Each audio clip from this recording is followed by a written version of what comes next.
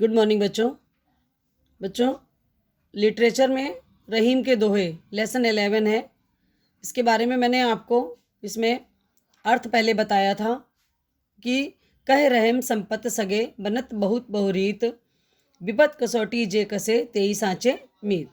कि रहीमदास जी ने मित्रता की कसौटी को परखने के लिए किस प्रकार से बताया है कि जब हमारे पास संपत्ति होती है तो बहुत से हमारे मित्र होते हैं, और जब हमारे ऊपर विपत्ति आती है तो वो जो हमारे साथ रह जाते हैं या जो हमारे दुख में हमारे साथ रहते हैं वो ही हमारे सच्चे मित्र होते हैं। फिर दूसरा मैंने आपको बताया था, जाल परे जल जात बही तज मीनन को मोह रहीमन मछली नीर को तऊ न छाड़ छो।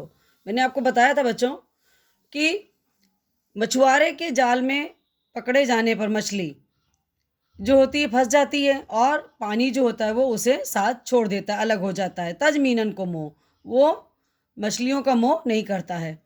रहीमन मछली नीर को, और रहीमदास जी कह रहे हैं बच्चों कि मछली जो है वो पानी को नहीं छोड़ती, क्योंकि उसके पानी को छोड़ने पर उसके प्राण ही चले जाते हैं।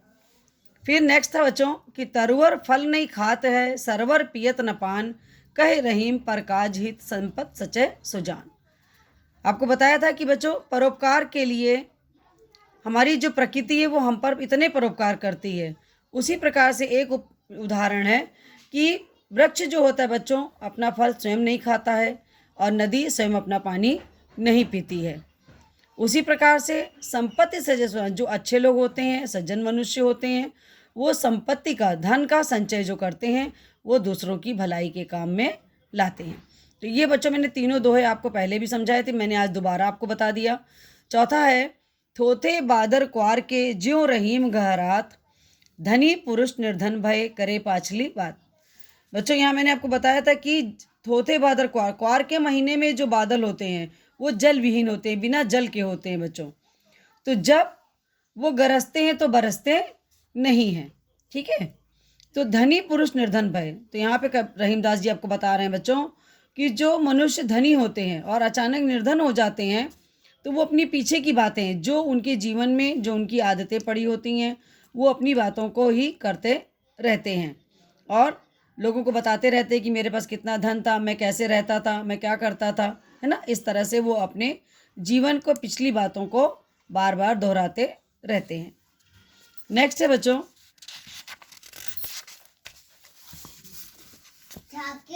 धरती की सी रीत है शीत घाम और मेह जैसी परे सो सह रहे त्यों रहीम यह दे। रहीमदास जी कह रहे हैं बच्चों, आखिरी यही आपका 5वां दोहा, इसमें बताया उन्होंने कि धरती की ये रीत होती है बच्चों कि वह सारा कुछ, सारे सर्दी जाड़ा गर्मी जितनी भी हमारी ऋतुएं होती हैं, जो भी हमारे उसके ऊपर जो भी चीज़ें दुख विपत्ति पड़ती है, शीत घाम और मेह, सर्दी धूप और बादलों को वो मेह को बर्दाश्त करती है।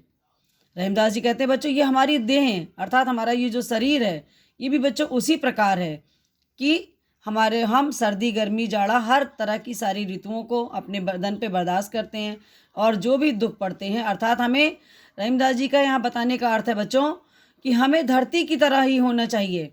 जिस तरह से वह सब कुछ बर्दाश्त कर लेती है, सहन कर लेती है, उसी तरह से हमारी ये देह को भी हर चीज़ बर्दाश्त, हर दुख बर्दाश्त कर लेने चाहिए।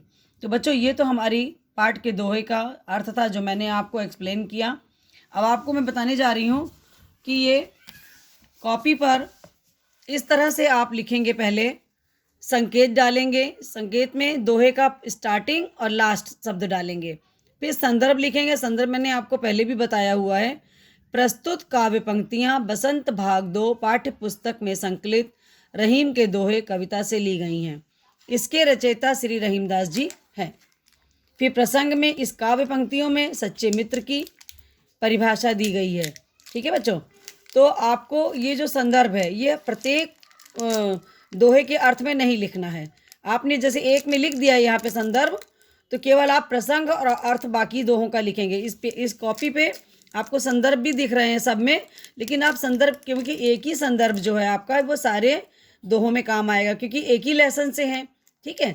इसलिए एक संदर्भ लिखिएगा और बाकी में प्रसंग और अर्थ नंबर डाल करके लिख लीजिएगा। तो जैसे पहले का अर्थ है, देखिए कि रहीम जी कहते हैं कि मनुष्य के पास धन दौलत और मान सम्मान रहता है, तब तक लोग उसके साथ अनेक प्रकार के रिश्ते नाते बनाने के लिए अनेक ढंग निकालते हैं। ठीक है बच्चों, तो जो लोग दुख दरिद्र और विपत्ति के समय काम आते हैं वही सच्चे मित्र होते हैं। मैंने आपको एक्सप्लेन भी किया, 2 बार कर दिया बच्चों। अब आपको ये जो मैं पेज की पिक्चर भेज रही हूँ, इसको आप अपनी कॉपी पर लिख लेंगे। ठीक है बच्चों, ओके, धन्यवाद बच्चों।